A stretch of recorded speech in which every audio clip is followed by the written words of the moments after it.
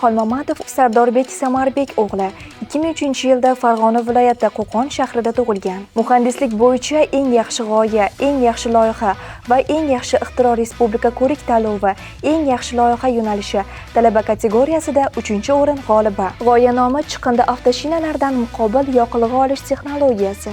2024-2025-yil Mirzo Ulug'bek vorislari respublika ko'rik tanlovi tuman viloyat bosqichi g'olibi. Bugungi kunda Sardorbek Xolmamatov 14 ta ilmiy maqola, 4 ta tezis chop etgan. Ulardan 3 tasi xalqaro maqolalardir. O'qish jarayoni davomida bir necha ilmiy loyihalar ustida ish olib bormoqda. Sardorbek Xolmamatov yomg'ir suvidan foydalanish texnologiyasini ham 3 bosqichda ishlab chiqdi. Hozirda Sardorbek Xolmamatov Farg'ona davlat texnika universiteti talabasi.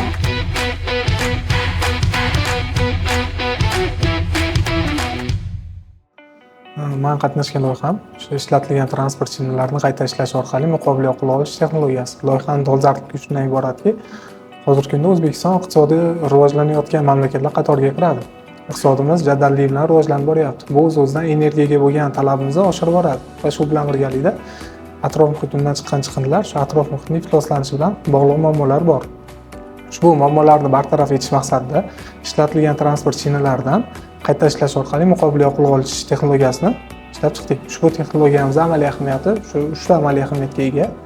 Bular birinchisi ekologik jihati, ikkinchisi texnologik yangilikligi, uchinchisi bo'lsa iqtisodiy samaradorligi.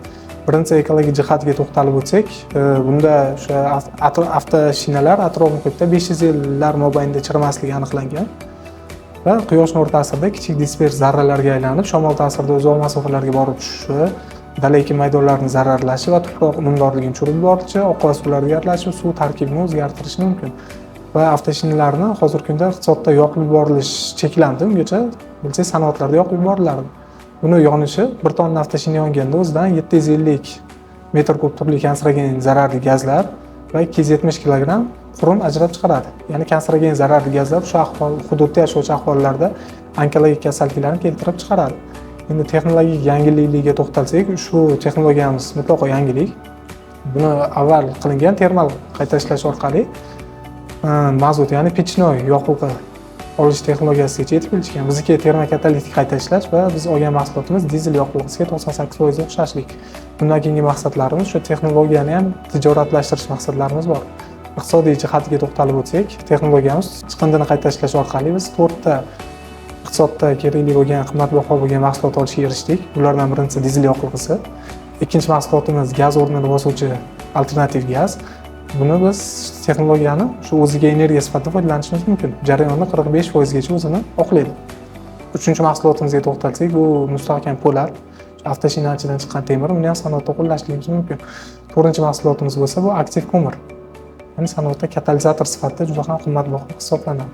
Bugun ta'limga, ayniqsa iqtidorli yoshlarni qo'llab-quvvatlashga qaratilayotgan e'tibor samarasi o'laroq, yurtimiz yoshlari turli sohalardagi yaxshi yutuqlar bilan dunyo e'tiborini O'zbekistonga qaratmoqda. Farg'onalik yosh ixtirochi avtomashinaning foydalanishdan chiqqan shinalaridan sanoatda qo'llaniladigan 4 ta mahsulot olish mumkinligini amalda isbotladi.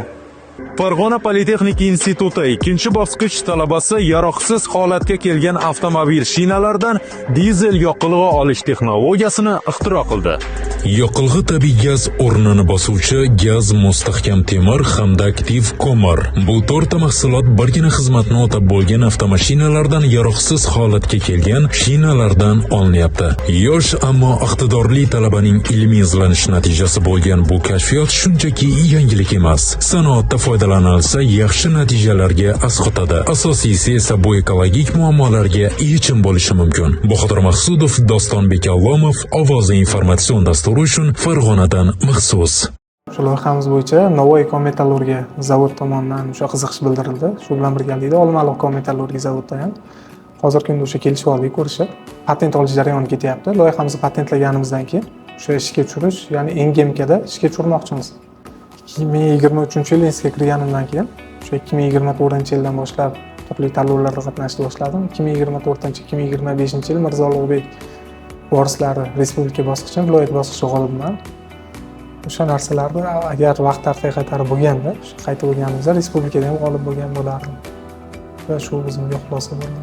Bizga maqsad berib, bir yo'nalishga yo'naltirgan ustozlarimiz.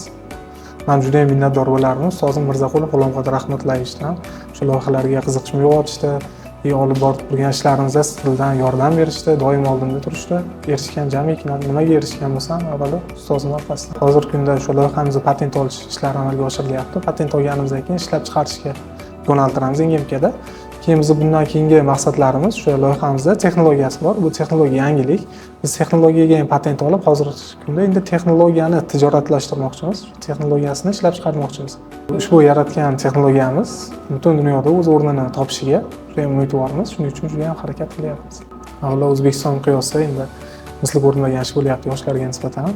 Oldin bunaqa sharoitlar bo'lmagan. Hozirgi kunda hamma sharoitlar yaratilyapti. Loyihangiz bo'lsa, startapingiz bo'lsa moliyalashtirilyapti va uni biznes darajasigacha olib chiqish imkoniyatlari berilyapti.